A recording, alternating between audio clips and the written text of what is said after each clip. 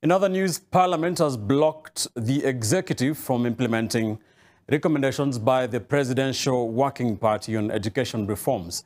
This follows an uproar by a section of members of the National Assembly. And NTV's Brian Mushiri with the lowdown. In a very serious manner. The Presidential Working Party on Education Reforms made some far-reaching recommendations on the education sector in the country in the report released in June this year.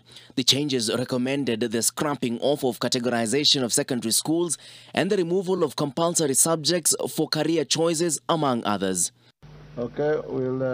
However, a section of members of Parliament have raised concerns over some of the recommendations.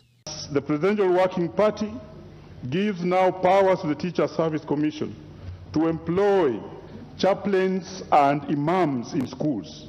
This is in direct conflict of Article 9 of the Constitution. There is a trend in this country where recommendations are made by committees that are appointed and they are implemented by passing this House, Mr. Speaker. There's a clear effort to circumvent that provision so that the occasion of it deciding by the court may not arise because there will be no law passed by Parliament. Nobody, including cabinet secretaries, have the power to make law. Not even a presidential working party. The best they can do, Honorable Speaker, is to make recommendations. The matter was put to rest by Speaker of the National Assembly, Moses Wetangula, who supported the legislators. And nobody, and I repeat, nobody, no minister of government, can purport to make law or do things that appear to be interpreted that they have made law, because they have no capacity to make any law.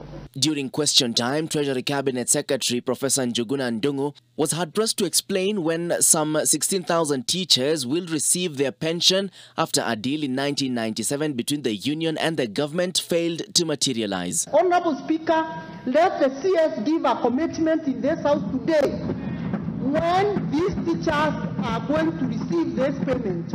Let me say that it's a serious effort to make sure that this happens. But it's also dependent on the resource availability.